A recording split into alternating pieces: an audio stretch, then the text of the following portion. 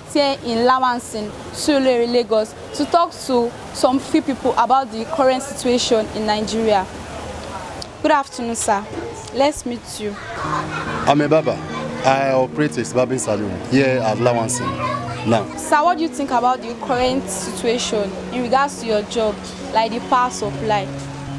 When it comes to power supply, things are not all right the way it's supposed to be. On a good day, we're supposed to have light, but we don't have light, right? Currently now, I don't have light in my shop. So most times I use gen. So automatically things are not normal the way it should be.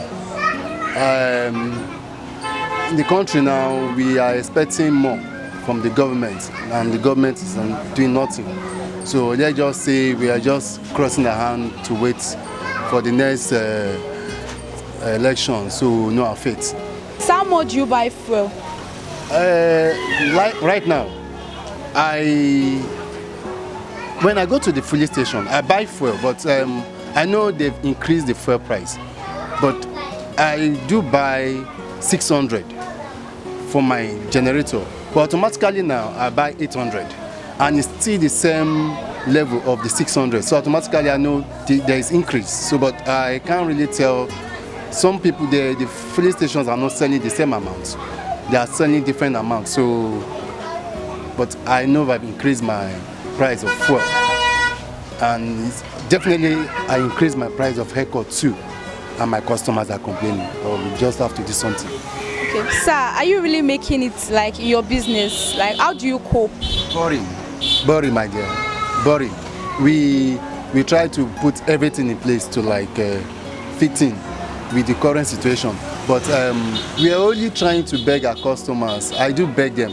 Currently, recently I increased my price. I do cut 300, now I cut 400. But for other salons, we've had some cut 500, some cut 600. So I'm still kind of trying to like keep my customer in place by cutting 400, just to like keep my customers. With the situation of things are high in the market. What we use for our service is also increased too, like the aftershave and other things too. So they've added a lot in prices of things in the market. So automatically things are not normal, things are not stable, and we got to pay the bills, we got to pay the rent, we got to pay children's school fees. So things are not okay the way it should be.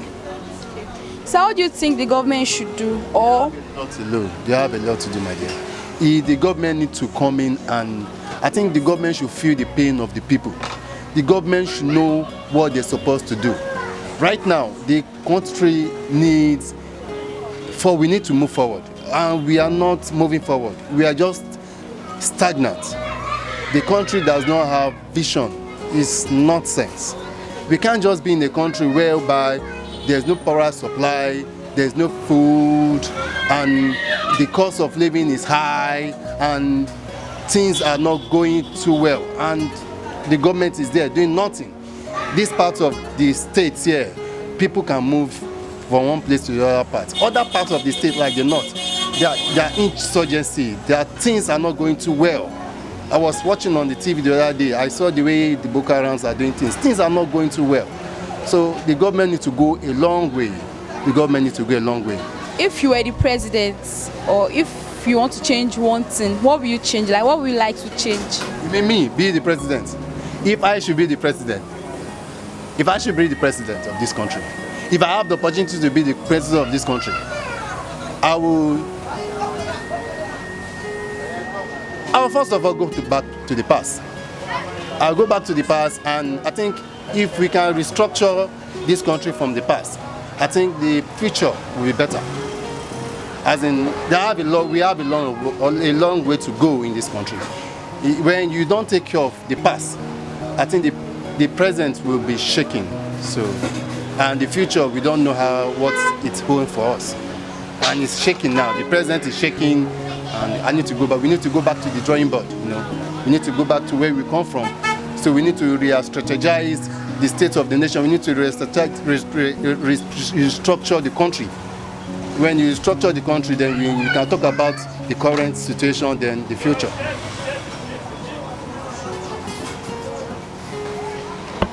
Okay, what do you think about the current election that is coming up? My dear, plenty thing, my dear. Me, I have my PVC. I need to vote, and I must vote. So I tell people out there to vote as well.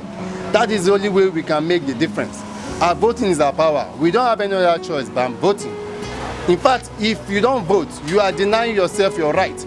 You are also denying your children their right of living as well. Voting for me is my power, and that is the only voice I have. Apart from me speaking to you now, I think my voting will go a long way. I think it's for us to change the face of the government. If we change the face of the government, we bring in new governments. I think we let's start from that. And if we bring in a new government and it doesn't work, we'll vote them out.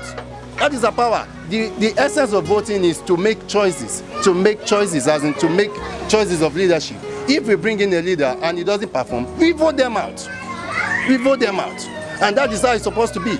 And that is how it's supposed to be. That is why we have our PVC. That is why they call it voting. That's why they call it election, not selection. It's electing. We elect them, not they should select themselves. You understand? So I think it's just to vote them out, to vote them and put the right people there. Come 2023, what are your expectations to vote in the election?